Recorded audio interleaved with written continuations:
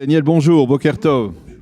Alors, ce matin, nous avons plusieurs sujets à l'ordre du jour. On va les reprendre comme nous le faisons chaque mercredi matin.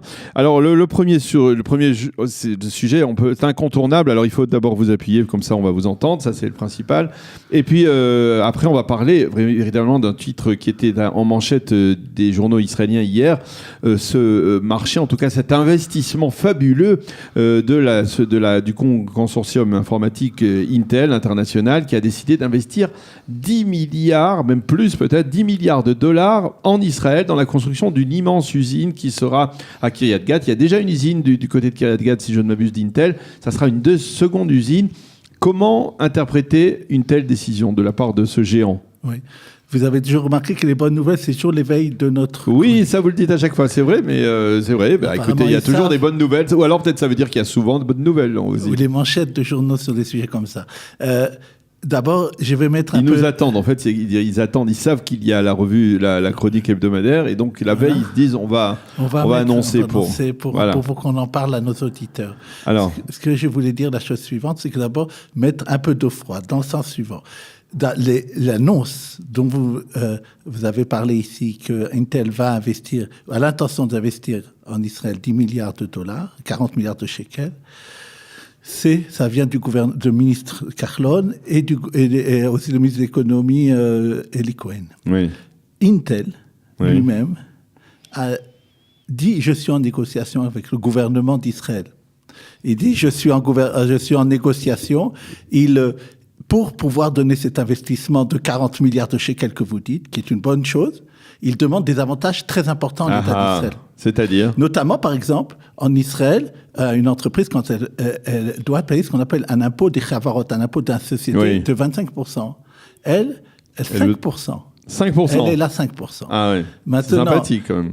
Le coût pour l'économie israélienne direct des avantages qu'elle va donner, que l'État est prêt pour l'instant à donner de toute façon à Intel, est de l'ordre de 4 milliards, certains disent même 9 milliards de shekels, que le gouvernement israélien serait prêt à donner à Intel pour ça.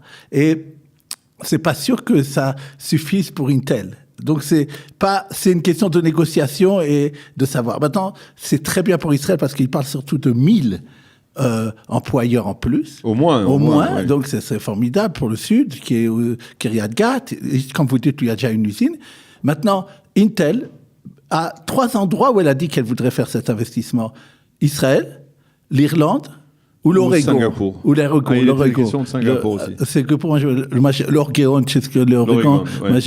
Et on peut se demander, à part le fait que peut-être elle a ici, elle sait qu'elle a de la main-d'œuvre qui est bonne, pourquoi elle pencherait de faire sur ce sujet. Maintenant, il y a sur ce pays. Maintenant, il y a encore une autre chose, c'est que Intel a publié maintenant ses résultats de l'année en bourse de la fin de 2018. Ils sont décevants, point de vue financier.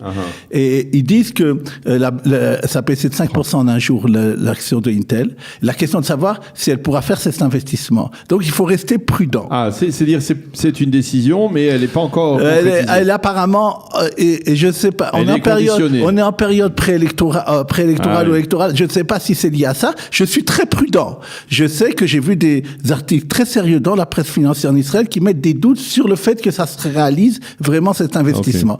Maintenant, malgré les coûts, il y a discussion des économistes, cet argent-là de plusieurs milliards de shekels, si Israël le donnait à des entreprises bleu-blanc, comme on dit les entreprises d'Israël, pour les aider à faire la même chose.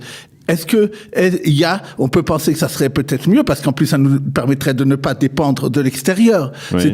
C'est une question qui se pose, point de vue de la globalisation du monde et d'économie, de savoir si c'est mieux de mettre cet argent-là pour aider la concurrence à l'intérieur des entreprises israéliennes pour donner plus de force à eux ou donner ça à Intel. C'est des choses l'un et l'autre se valent, mais il faut voir l'ensemble du sujet.